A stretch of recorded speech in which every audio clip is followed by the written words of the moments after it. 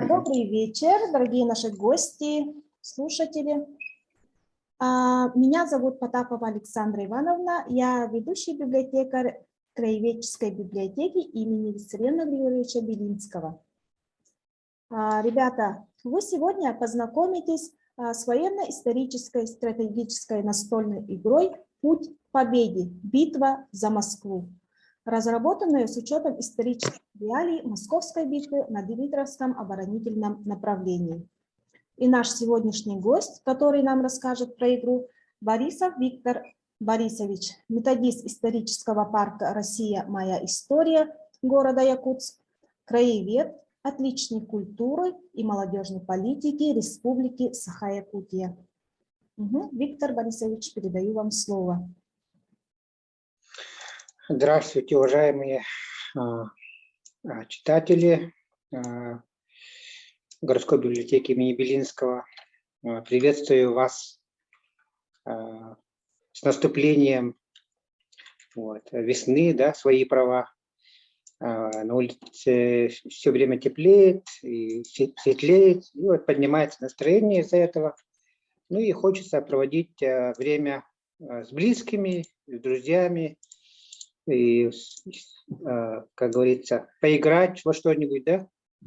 И как раз сегодня я хочу рассказать вам об игре, которая называется «Битва за Москву». Это настольная игра. Ну, я, как человек, выросший в Советском Союзе, очень любил сам настольные игры в детстве. У нас были различные игры, например, такая игра, как «Вокруг света». Сейчас я думаю, что игры делают не менее хорошие, да? Потому что сейчас игры делают таким глубоким содержанием и знанием истории России, что нам, любителям истории, остается только радоваться, что такие игры выпускаются. Ну, давайте познакомлю вас, что это за игра и как играть эту игру. Ну вот игра выглядит вот так выглядит коробка. Я эту игру вам в библиотеке Белинского подарю, так как у нас по условиям нашего сотрудничества с разработчиками игры мы должны эту игру распространять. Да и у меня с детства библиотека – это мое любимое место. Библиотека – это не просто где одалживать книги, библиотека – это место, где это центр духовности, где собираются люди, обсуждают, играют настольные игры. У нас в моем родном селе так же было в библиотеке. То есть это не просто место, где одалживать книги, но и место духовное. Да? Поэтому я думаю, что читатели нашей любимой Белинки будут собираться и играть эту игру в свободное время, приходить. И мои коллеги из библиотеки Белинского будут этому делать так, чтобы давать возможность играть эту игру у себя там в библиотеке. Да, конечно, Хорошо. Виктор Борисович, спасибо. Мы обязательно для наших читателей доведем вашу игру. Так, давайте. Игра разработана общественной организацией «Отчизна» города Омска. Это молодые ребята, любители истории, краеведы. Они выиграли грант в фонде президентских грантов и придумали эту игру. Свободно, бесплатно распространяют, учат, и мы им помогаем. Так как этой общественной организации помогали осуществить этот проект «Исторический парк города Омска». И мы исторический парк города Якутска помогаем ребятам. Игра, она в принципе простая. В каждой игре есть комплект фишек, а также комплект правила игры такой книжки яркой. ярко разрисованный, вот солдатом, да, и с названием, и там все очень понятно. То есть человек может сам разобраться, но лучше, конечно, услышать и от человека, который уже эту игру знает, который достаточно опытен, потому что вот игра, она, вот правила игры, они непростые, на первый взгляд. И так и есть, потому что когда я начинал играть эту игру, то с первого раза я не понял. Это очень непросто понять суть этой игры, то есть много раз надо читать и так далее. И лучше посмотреть, конечно. Так, игра имеет вот такую карту. Сейчас. Ага. Карту Московской области, города Москва. Вот, город Москва вот расположен на правой стороне карты. Здесь есть шоссейные дороги, железные дороги, которые сейчас существуют, населенные пункты Московской области, да. Вот, то есть это все чисто историческое достоверно, географически достоверно все здесь нарисовано. Вот эти клетки называются гексы. Вот, по этим клеткам ходят фишки. Дальше. Игра имеет всего 10 ходов. Есть короткий вариант, 5 ходов. Начинается 1941 года, 16 ноября, когда наступали немцы в надежде окружить и захватить Москву. Да? Операция их называлась «Тайфун». Вот. Ну вот наши войска дали им, как называется, по зубам, да, они вот получили первое такое поражение и вот откатились назад. То есть это было первое крупное поражение фашистских войск армии Третьего рейха в Советском Союзе. И последний вот ход, это 10-й ход, это длинный вариант игры, заканчивается вот началом Солнечногорской операции декабрем, месяцем декабрем. Вот, и в конце этого хода люди, игроки этой игры должны уже определиться, кто из них победитель. Итак, игра начинается вот с первого хода, где вставляется фишка с надписью «Ход», и вот игра начинается. Игру можете играть до 6 человек, 3 человека в команде. И возрастной ценность это 14+.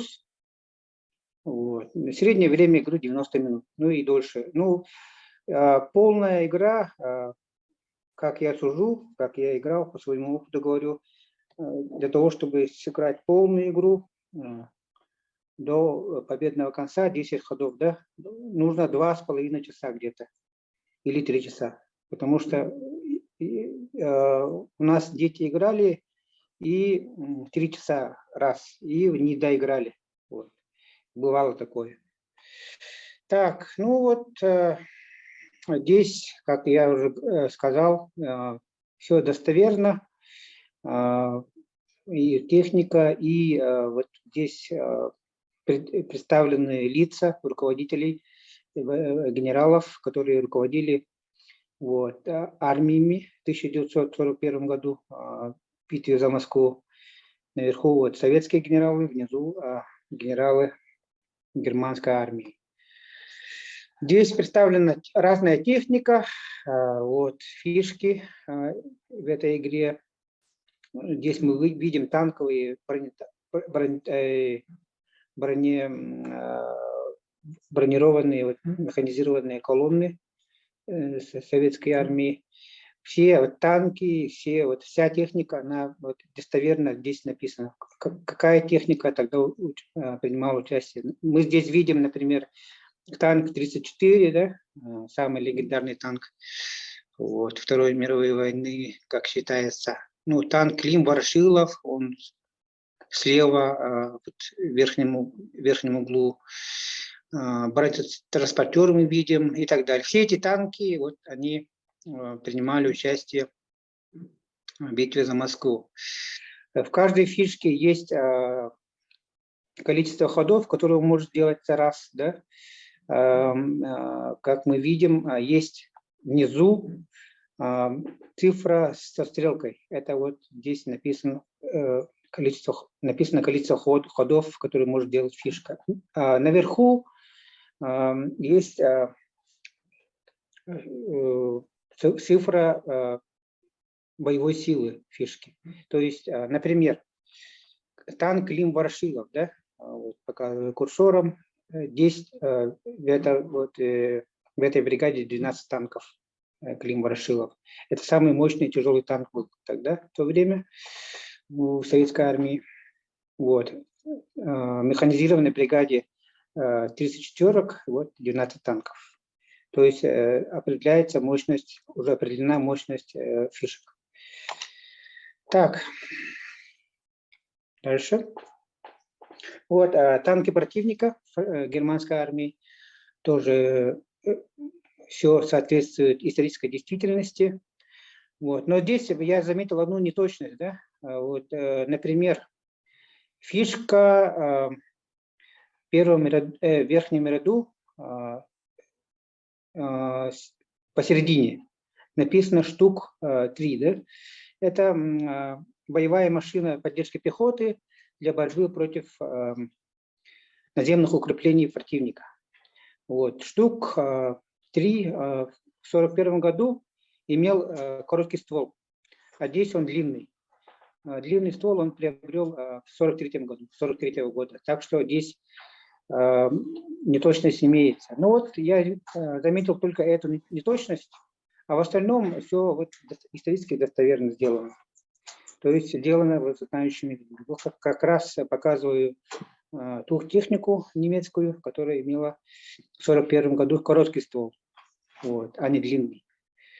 А так все сделано, все очень грамотно сделано разработчиками игры. Вот. Есть здесь также пехота, все рода войск есть, и авиация есть, и пехота, и механизированные части. Вот, например, мы видим здесь советскую пехоту видим, да, морскую пехоту видим, конницу видим, лыжников видим, ну и так далее. Вот. Есть у нас места, где не могут пройти фишки, например, это место, где Волжское водохранилище. Мы знаем, что битва за Москву вот, специально прорывали плотины советские войска, чтобы немцы не могли пройти. Таким образом, вот, сухопутным войскам противника преградили вот, пути наступления на Москву. Вот. Есть в советских войсках, здесь в этой игре мотоциклетные войска. Но вот отдельного мотоциклетного полка тогда не было в 1941 году, он появился позднее. А здесь просто вот, мотоциклетные части, да, вот битвы за Москву, особенно в разведывательных боях, они, то есть разведки они использовались. Но почему-то у немецкого войск в этой игре вот мотоциклетных частей нету, только у советских войск есть.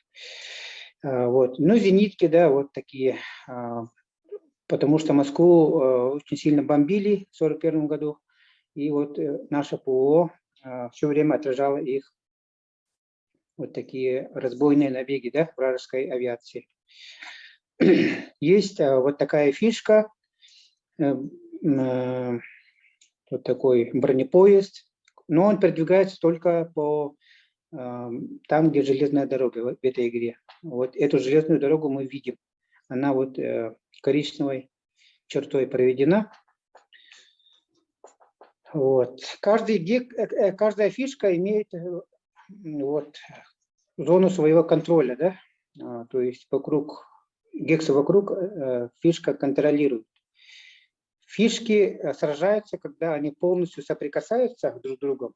Здесь, например, происходит сцена боя между вот пехотой советской армии и танковыми вот, механизированными бригадами противника. противник численно превосходит наших, наши силы, их. Он, если посчитать, то прибавить 14 плюс 14, потом 12, то это по сравнению с 8 ротами получает 6 к 1, да? И бросаем кубик, бросаем кубик, и там есть в левом правом углу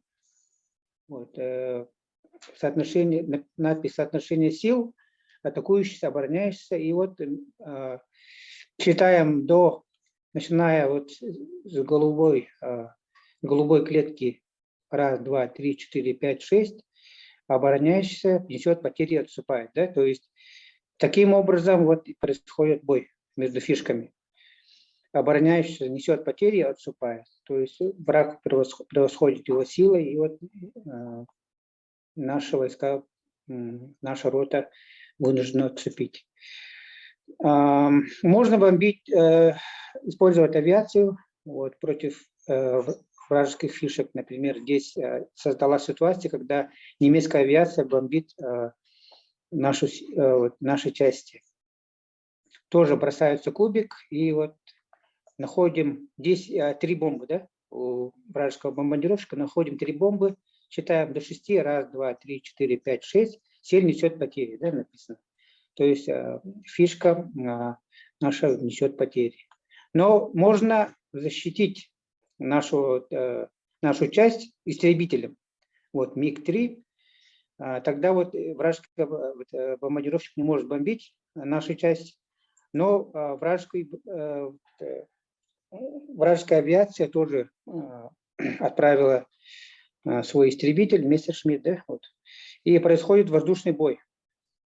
Опять бросается кубик, и соотношение сил 1 к 1, и выходит, кто из них победителем, да, атакующийся или обороняющийся.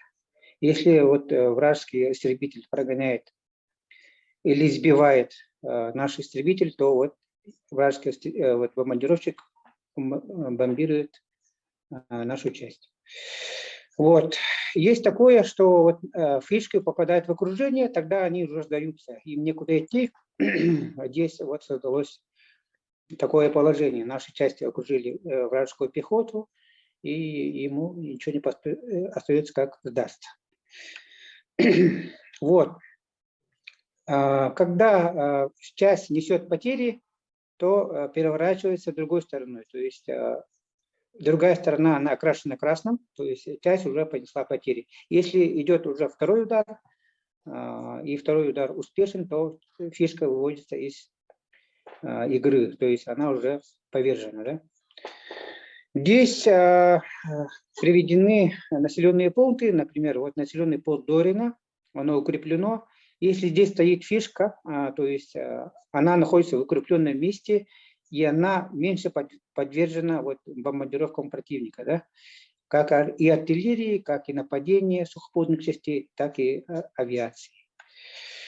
Есть такие гексы с баллами. В конце игры, если враг не захватил Москву, то посчитывается количество очков по гексам, где находятся части воюющих сторон. Да? У какой стороны очков больше, тот и побеждает. Это город Москва. Если враг, немцы, захватят хотя бы 1 гекс города Москва, то наши проиграли, получается. И задача наших войск состоит в том, чтобы не подпустить вражеские войска к городу и отстоять Москву до прихода подкреплений. А подкрепления идут каждый ход. И наверху видите гекс с номером 5, то есть в начале 5-го хода уже идут уже наши войска. Большое число подкреплений. Как мы знаем из истории, в 1941 году в битве за Москву подошли сибирские части, и пошел перелом, да, в нашу сторону, наши стали наступать и отогнали противника. Как раз место, где приходят наши подкрепления. А это место, куда подходят вражеские подкрепления. Они тоже отбрасывали подкрепления. Вот. Вначале они имели численный перевес, но потом чаша численного перевеса склонилась в нашу пользу. Да? Наши стали преобладать. Вот. Ну вот, кратко так. Игра очень интересная. Вот. Игра очень захватывающая. И самое главное, человек учится думать стратегически, да? Узнает рода войск, местность, подробную историю битвы за Москву, умеет учится охватывать фланги противника, пробивать их оборону, использовать различные рода войск, совмещать пехоту, авиацию и так далее, использовать укрытие, укрепление и стратегически мыслить. Мыслить стратегически – это очень полезно для нашей жизни. И вот такие игры развивают наш стратегический ум, да? И это очень полезно на самом деле. И играя в эту игру, люди, особенно молодежь, узнает нашу историю, как трудно было в конце 1941 года. Ведь если бы враг взял Москву, то это была бы катастрофа для нашей страны, потому что Москва – это центр нашей страны, и стояла задача, вот что бы ни стало, отстоять Москву, ведь в подступах к Москве были окружены советские войска, и практически войск там не осталось, если так прямо говоря, и все население вышло, делало укрепления, создавалось городское народное ополчение, да, которое бросалось на опасные участки. Потом, как я уже сказал, подошли дивизии, 30 дивизий с востока, да, и была накоплена достаточно сила, и пошел перелом в нашу сторону. И наши войска делали первое поражение вражеским войскам в 1941 году. Вот. Ну вот так. Призываю вас. Благодарю вас.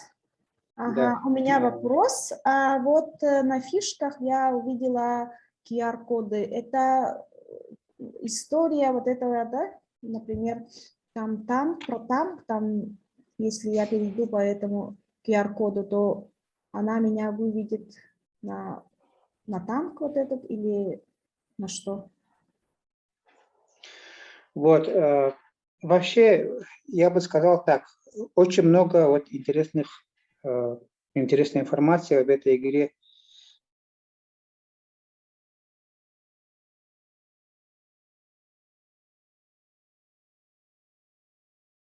Вы попали? Википедийным материалом, потому что можно, конечно, пользоваться этими QR-кодами, но полное представление, конечно, следует получать от военной литературы тех времен. Также я не рассказал вам о картах, которые используются при проведении этой игры. Но это уже сложная версия.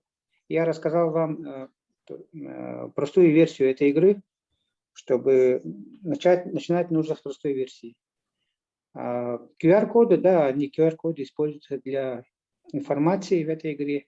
Но я QR-кодами не пользуюсь. Я честно вам советую пользоваться википедийным материалом, а не QR-кодами. Это получается, наша молодежь сейчас очень часто играет именно в стратегию, да, в компьютерные игры. И эта игра уже вживую, да, можно уже прям собраться компанией и узнавая нашу историю, играть уже вживую. Да. Играть вживую. Я хочу показать книжки. «Битва за Москву». Авторы этой книги – прославленные полководцы, генералы и офицеры, творцы грозного боевого оружия. Да? Из таких книжек вы можете достоверно всю информацию узнать, эти книги у нас доступны в нашей библиотеке.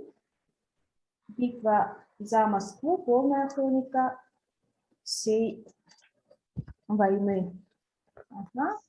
Также есть такая книжка «Битва за войну». Это иллюстрированная энциклопедия.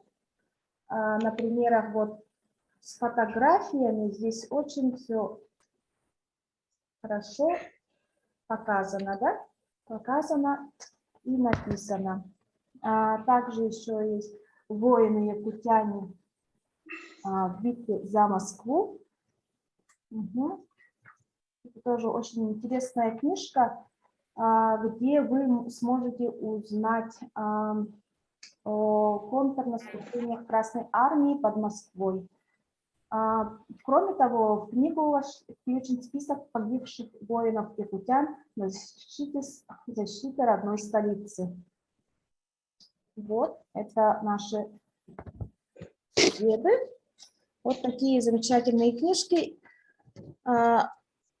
И про историю Великой Отечественной войны, и, конечно, битва за Москву тоже.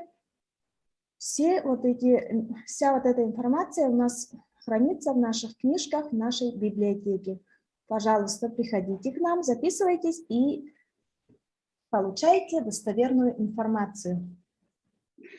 Вдобавок я бы хотел сказать в финале, да, что очень много якутян, очень много представителей народа Саха принимали участие в битве за Москву. В Ржевской битве, битве за Москву. Вообще Да. очень много потерь у нас было. И вот важно знать историю, вот, все-таки, чтобы эта память не забывалась. Поэтому вот и такие игры создаются. Угу. Спасибо, Виктор Борисович. Может, есть вопросы у кого-нибудь? Можете включить. Да, здравствуйте, Виктор Борисович. Я вот хотела спросить, да, где можно приобрести вот игру вашу, вот эту игру? Спасибо за вопрос, Айталина. Если вы представляете какую-то организацию или учреждение, желательно, конечно, чтобы это было массовое учреждение или учреждение образования или учреждение культуры, да, то мы можем там провести игру, я вам могу подарить эту игру. Вот, абсолютно. Вот я вот представитель Снамского техникума, Снамского улуса, вот, с Графского берега. Да. И вот сюда тоже студенты наши вошли, вот в Zoom, да, и тоже вот слушают то, что вы рассказали. Прекрасно, Айталин, тогда мы с вами, я думаю, свяжемся. Это Евгения Александровна, это Евгения. Вы через Айталину можете меня найти? Я слушаю, Евгения Александровна, здравствуйте. Вот, вы через меня найдете. Я вам эту игру подарю. Хорошо. Да? Но у нас, как я уже сказал, условия нашего гранта надо выполнять. И просто мы в отместку просим, чтобы сделали пост, чтобы сделали краткий пост, чтобы вы получили эту игру и ну, конечно, проведете, да, эту игру. Одновременно в одной может играть 6 человек. И студентов. Хорошо. Я думаю, это будет хорошее подспорье для мероприятия 9 мая, например, да, которое близится. Да. И как раз Да, студентам, я думаю, студентам понравится очень. Хорошо. Больше нет вопросов, да? Ну, спасибо большое. Спасибо всем за внимание. До следующих встреч. До свидания. Спасибо, до свидания. До свидания.